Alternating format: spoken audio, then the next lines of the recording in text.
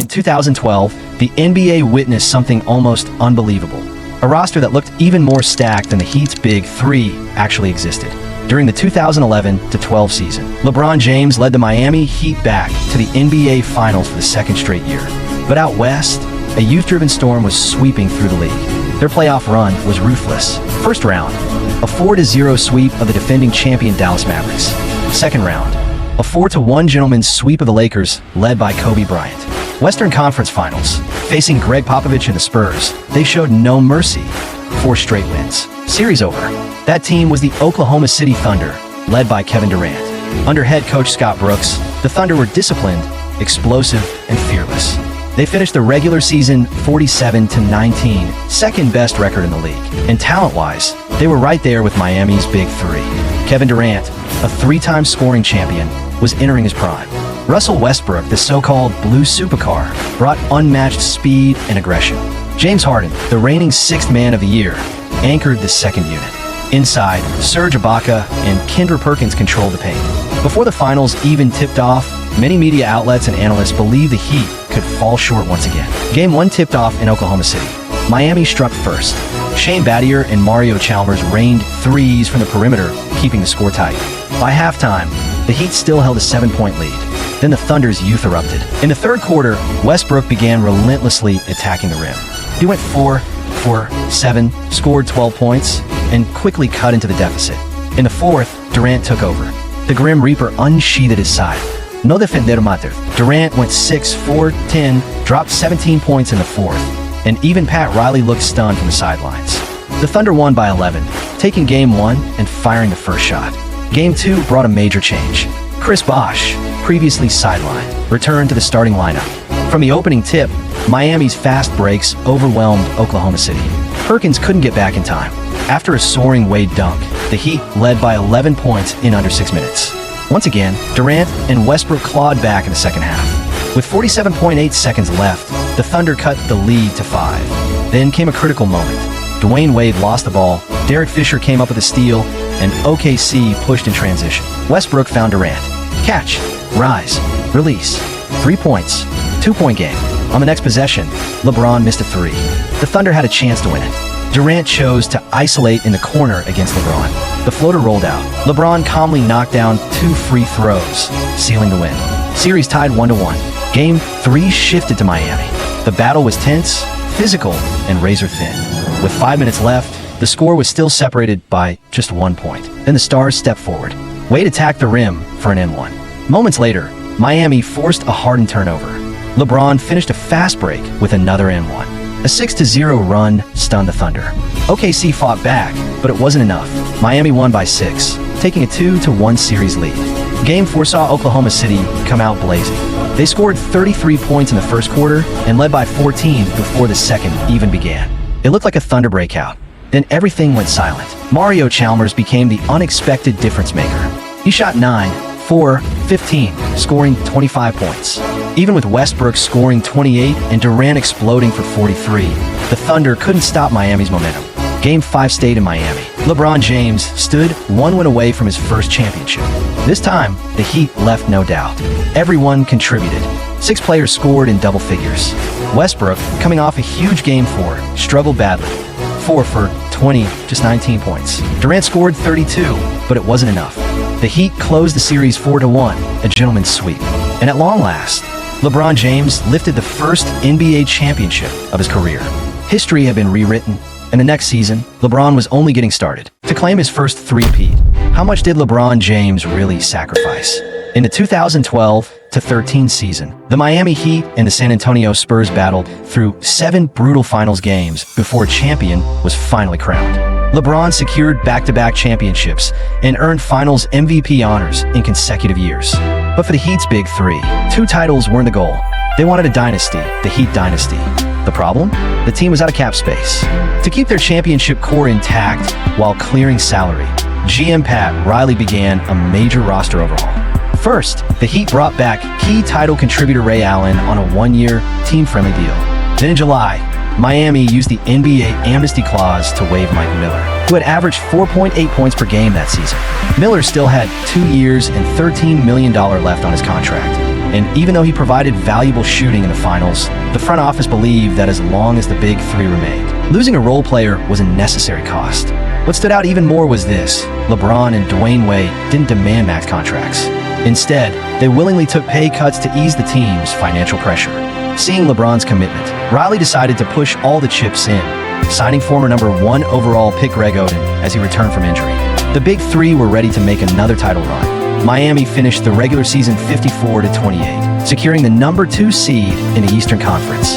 The Heat were no longer the dominant force they had been the year before, largely because Wade's knee issues had begun to take a serious toll. Out of 82 regular season games, Wade missed 30. The team's defense slipped too. Miami's defensive rating dropped, and LeBron fell from first-team All-Defense to second-team All-Defense. Still, the Heat were title favorites. LeBron's defense had dipped, but everything else about his game screamed MVP level.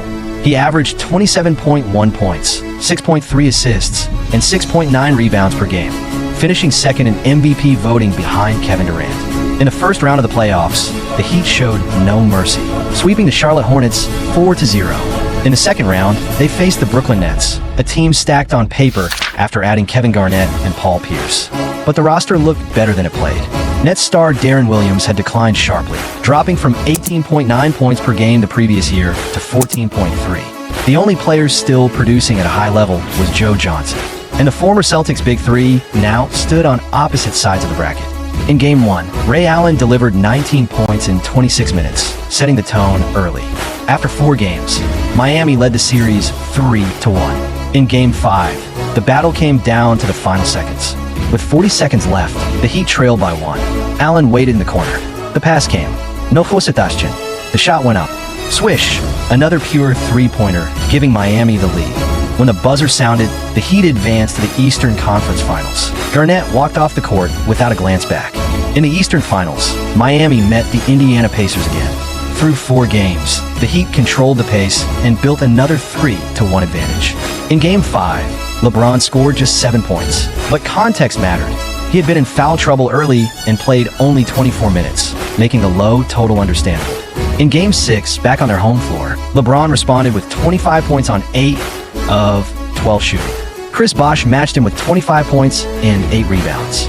The Heat closed out the series 4-2, punching their ticket to the NBA Finals once again. Their opponent, the San Antonio Spurs, this time driven by revenge. The NBA had never seen a team this terrifying, one that could dismantle Miami's Big Three on the final stage. In the 2013-2014 season, LeBron James, the chosen one, was one championship away from building a dynasty. But Dwayne Wade's knee injuries were getting harder to ignore, and Miami wasn't fighting tooth and nail through the regular season. They were pacing themselves, saving everything for the playoffs. When the postseason arrived, the real Heat finally showed up. Round 1, Charlotte Hornets, swept without mercy. Round 2, Brooklyn Nets, torn apart 4-1. Eastern Conference Finals, Indiana Pacers, taken down 4-2. And waiting in the finals, their sworn rival from the year before, the San Antonio Spurs. After being eliminated by Miami the previous season, the Spurs didn't land any blockbuster upgrades. Their one major signing was Marco Bellinelli, a player built for off-ball movement, extra passes, and high IQ cuts, perfect for San Antonio's system. That season, Bellinelli shot an absurd 48.5% from 3. Still, nobody believed in the Spurs. The legendary GDP trio, Tim Duncan, Manu, Ginobili, and Tony Parker, were another year older. Duncan was 37. Ginobili was 36. 2 aging icons chasing one more ring? Most thought it was fantasy, a final chapter written before the season even began. Then the season tipped off and the world froze. The Spurs bulldozed the league to 62 wins, the best record in the NBA. This was their true transformation. Basketball as a collective masterpiece. The ball never stopped. Every player had a green light. Every possession was built on trust, movement, and timing. And in the finals, the curtain rose on the last showdown between Duncan and LeBron. Game 1, San Antonio's home court. The Spurs erupted out of the gates. The GDP trio combined for 36 points, pushing San Antonio to a 5-point halftime lead. But in the third quarter, the Spurs got careless. Turnovers piled up, and Miami punished them with thunderous transition dunks. In the final minutes of the fourth, it was a war back and forth, punch for punch, until LeBron drove to the rim and grabbed his leg. A sudden cramp. He had to leave the floor. And without LeBron, the momentum shifted instantly. Tony Parker buried a corner 3. The lead ballooned to 10. The Spurs defended home court and took Game 1. Game 2, Duncan went 5-4-6 from the paint, dropping 11 points and dominating inside. Miami needed a spark, and LeBron lit the fuse. In the second quarter, he exploded, 11 points on 5-4-7 shooting. Third quarter, even better, 14 points on 85.7% shooting. The defense collapsed on him, and the perimeter finally opened for Miami. With seconds left, a clutch three from the corner swung the lead. With 14.5 seconds remaining, a Wade to James connection sealed it. Miami stole the game by 2 and tied the series. Game 3, Greg Popovich made his move. He inserted 6 feet 8 inches Boris Diaw into the starting lineup, unlocking Duncan on the interior and turbocharging San Antonio's pick and roll and playmaking from the elbows. But the brightest star of the night? Kawhi Leonard. In the first half, he couldn't miss. 18 points on 6-4-7 shooting, launching the Spurs to a 21-point lead. Miami fought in the third, but the flood was unstoppable. The Spurs surged again in the fourth and took Game 3 on the road. Game 4, team basketball reached its peak. All 13 active Spurs players scored. San Antonio shot 57.1% from the field. LeBron was brilliant, 28 points on 10-4-17 shooting. But Wade was ice cold, 23.1% from the field. A one-man storm couldn't beat a perfect machine. San Antonio won again. Series at 3-1. Game 5, Miami was out of options. Eric Spoelstra started Ray Allen, ready for a do-or-die stand. The Heat opened with a 22-9 run in the first quarter, but the Spurs counterpunched fast. Leonard and Ginobili found their rhythm outside, shrinking the gap. Then the third quarter happened, an explosion. Leonard scored 15 on 5-4-7 shooting. Patty Mills, averaging 5.1 points the season before, dropped 17. The Spurs led by 20 before the fourth quarter even arrived. LeBron finished with 31, but there was no comeback. No miracle. The clock hit 0. Tim Duncan captured his 5th NBA championship, and LeBron's dynasty dream shattered on impact. A dynasty that once felt inevitable ended in heartbreak, and in a twist nobody expected. LeBron and Wade went separate ways the very next season. What did LeBron James do to make GM Pat Riley so angry? Let's rewind to 2014. After the Miami Heat were gentlemen swept 4-1 by the San Antonio Spurs, the dream of a Heat dynasty officially died. They didn't complete the three-peat, but Riley was still more than satisfied with LeBron. Even in the finals, James delivered, averaging 28.2 points, 7.8 rebounds, and 4 assists per game. Riley believed that as long as the Heat's big three stayed together, another championship was only a matter of time. To free up cap space and upgrade the roster, Riley got on the phone with Dwayne Wade and Chris Bosh, hoping they would take pay cuts to re-sign. Wade was the first to commit. His knees were failing, and he was willing to sacrifice for the team. Bosh followed, also agreeing to less than a max deal. Riley thought the ship was set to sail again, but LeBron stayed silent. Then, out of nowhere, James opted out his contract and entered free agency. The lead exploded. Riley panicked. He got on a plane and flew straight to LeBron's home, making one final push. He told James, "Wade and Bosh are taking less. Even if you don't, we'll still get better." This time, LeBron didn't budge. His mind was already made up. After the meeting, he called Riley and said, "I'm sorry. I've decided to leave the Miami Heat. Thank you for 4 unforgettable years." The truth was, LeBron had been planning his exit.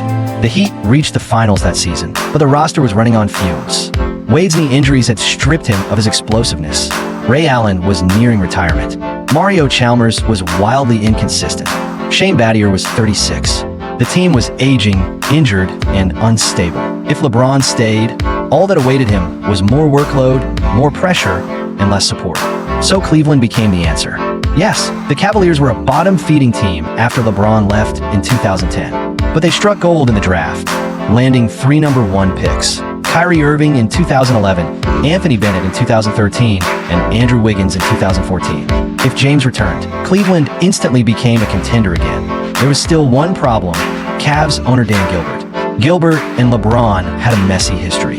When James left for Miami, Gilbert publicly blasted him in an open letter, calling it betrayal. A reunion seemed impossible, until Rich Paul stepped in. After LeBron's departure, Paul kept communication open with Gilbert.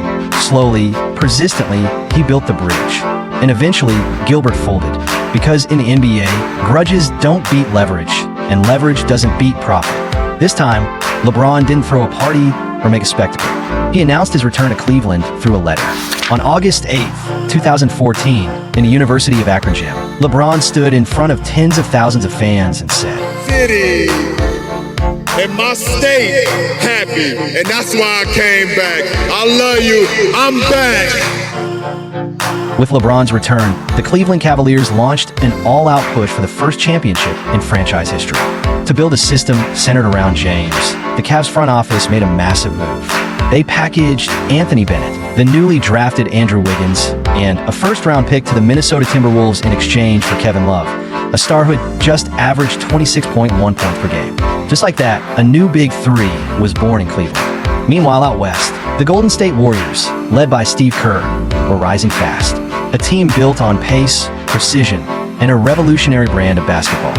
And as both sides climbed toward dominance, the league could feel it coming. The inevitable showdown, LeBron James versus Stephen Curry.